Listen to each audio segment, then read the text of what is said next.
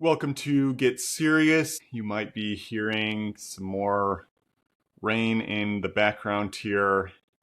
It's crazy that here in Central Texas we're getting so much rain in the middle of summer, but that is just what we're dealing with here. At least it isn't dangerous like it had been for some of the folks further west with all the tragic flooding.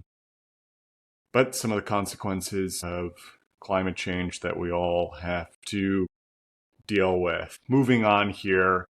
So, the number one priority in our business, really for the remainder of this year, at least until it gets sold, is that Central Louisiana subdivide property that you've heard me talk about a number of times on this podcast. For those of you who aren't familiar, this was a roughly 32-acre piece that we divided up into three roughly equivalent child parcels, and then just did a ton of value add work, a bunch of clearing and driveway installation and home site clearing to make three child parcels that are as turnkey as possible for building a home with water and electricity at the street. So all they would need to do is lay down a foundation for a home, install septic, and you are off to the races there. So we have the most superior land in the area and the most value-added land as well, working with the best broker group who has the most connections, trying to line up everything possible. That being said, macro environment is not the most conducive for making sales in many areas of the country outside of, handful of states within the Midwest and Northeast. Most other states in the country are facing downward pricing pressure and a lack of buyer activity. See all my other articles and podcasts about the COVID boom reversal, and I'm not the only one talking about this. So that is what we're working with, plus just general shakiness within the macro job market being shakier, still persistent, higher interest rates, and tougher to get mortgages and so forth. We are facing all of that as real estate investors here. So you really, really need to make sure that you have quality properties and work your butt off in order to get anything sold. Like you can't take anything for granted and just expect sales to happen out of nowhere. So, especially when, we're working under the paradigm where if we get a successful return on this project, it opens up millions to tens of millions of dollars of opportunity from the capital flow that would want to go through us. But it's just a critical juncture where we need to add this data point to our track record. So again, even if nothing else happened in our business for the remainder of this year, other than a solid exit here, like that would be a key victory. So every single day I'm waking up thinking, okay, is there anything else that we can do to support this property being sold for a solid price, really all three of the child parcels. But we'd also be open for somebody who wanted to purchase two or three of them at once to offload, so long as there's really solid profit within. And my team understands this as well. So you really have to, again, figure out what is the hairiest problem in the business that's going to transform the business the most over the next 6 to 12 months. Solve that problem before anything else. And to me, it is that selling that property. Now, can I directly control whether we just get leads to come in and create buyers who are willing to spend $350,000, $400,000+ per child parcel? There's only so much we can do, right? But every single day, we still need to be checking in on that and figuring out what else do we need to do to support. So I'm basically checking in with the broker every 3 to 4 days, sometimes even more often than that, to check in on activity, what type of calls, site visits might have been scheduled, and additional marketing plans that we can really pursue. So the state of this particular project, it's on MLS. All three of them are on land.com as well. I wish the broker had a signature land.com account. Fortunately, and this is the thing, is like, we know land.com, they charge an arm and a leg, super expensive to work with them. So, but check the market that you're working in, because some markets are far more competitive and might have a ton of signature listings that you have to compete against. Whereas, Central Tennessee, it's a little bit more boutique, less listings on average. And, there was only one other broker who had a listing that was prioritized. Everybody else had normal accounts. So we're still showing up, basically at the top here. It's not like a major advantage. You're really not being pushed down the line. So, whenever you're trying to strategize with land.com, like look at how competitive of a market you're in and, how many agents are going to have the premier accounts to bump your listings down. Just something to keep in mind there. So we got that up. And to round out the digital marketing side of things, similar to what we were doing with our more problematic Tennessee listings, is that, okay, let's join all of the Louisiana land Facebook groups and also prep listings for any of the general, US land listing groups as well, and prepare postings on those. And because you have to be aware, you don't want to get flagged for spam, and we have 3 child parcels for sale.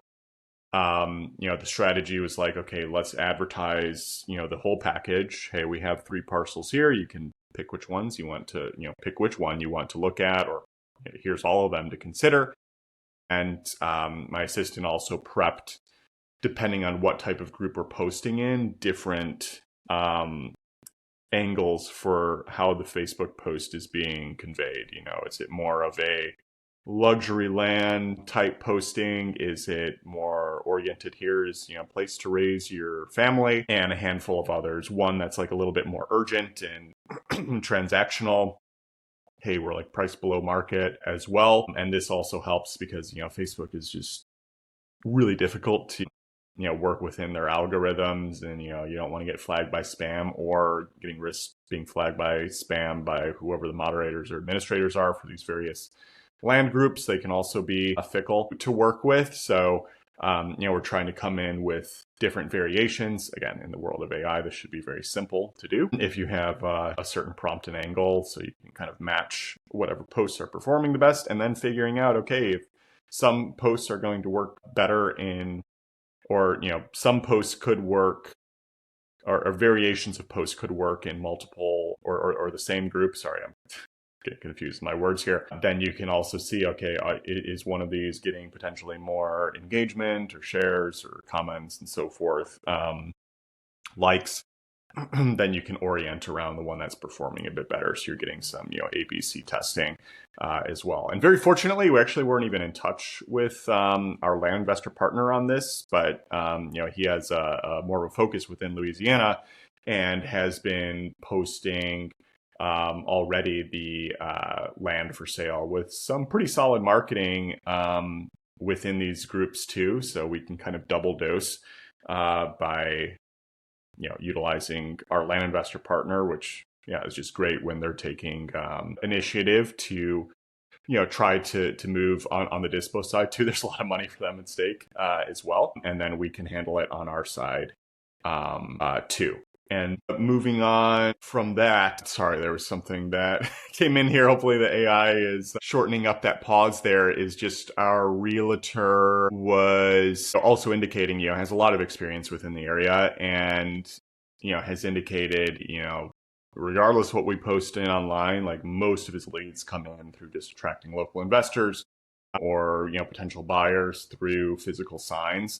So I think I'd already discussed in our previous podcast is just that he was going to prep a larger 3 by 5 foot sign, and we were going to post that at the entrance to the property closest to the main road. And then we were going to have separate signs at each of the child parcels.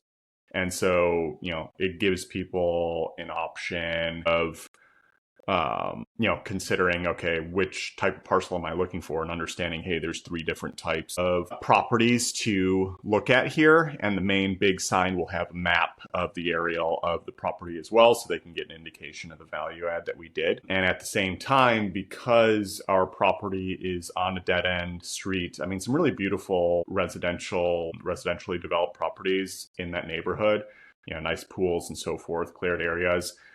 Nevertheless, on a dead-end street, the traffic's usually going to be a bit less. So the broker had already gone out of his way, and he's implementing a lot more of just creating directional signs throughout the town. Hey, property this way. You want to go check this out? Like, come and see it. And I also asked, okay, the property owner who's on the corner of the intersection of our dead end street and the main county road, can you try reaching out to them and seeing if you could put the big sign on their property instead, so that we could get more visibility on, like, hey, here's 3 child parcels on this dead end street. Come and check it out. And, instead of kind of banking on people just turning down a dead end street, I think visibility is just going to be far less. So our broker, who fortunately knows who that neighbor is, but probably is on vacation at the moment, no response yet, is trying to reach out to her. It should be a friendly relationship. I mean, she has a large property. Really shouldn't be an issue, but, you always got to get permission for this anyway.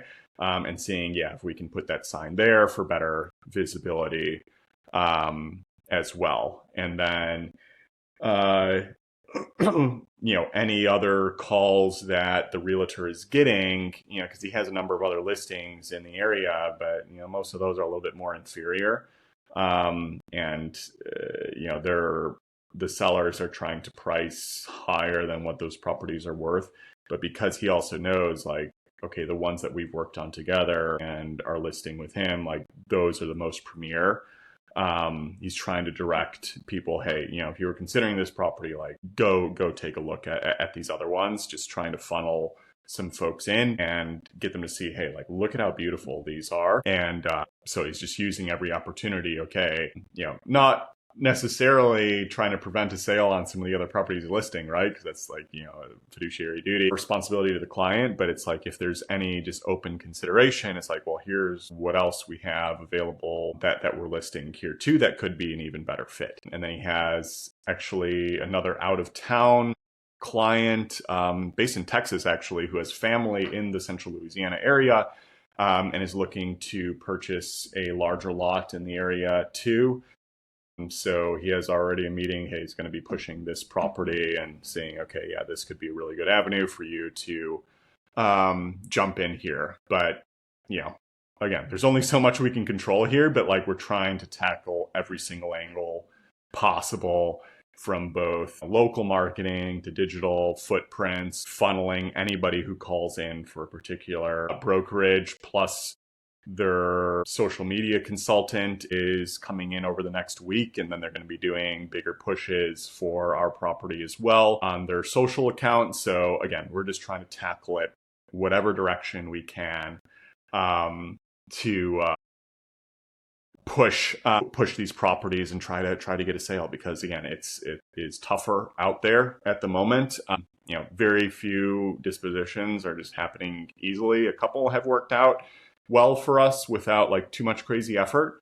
But that's also, like, just having solid characteristics, especially large ones like these. Your buyer pool is going to be smaller, and when so much can hinge within your business and the return profile can be so significant, it's like, okay, figure out what needs to be done to get this thing sold, and make sure your team is aligned for doing whatever it takes to find a way to get a sale. So hopefully these tactics are helpful for you in your own journey, whatever type of property that you're trying to sell here, so you can implement and keep the portfolio moving. Because if you can succeed in a difficult market, you can do it in any market. So that is the mentality that we're taking, and just got to keep adapting. So with that in mind, seriousland.capital for any of your funding needs. Again, we really prefer properties over $100K purchase price going forward here.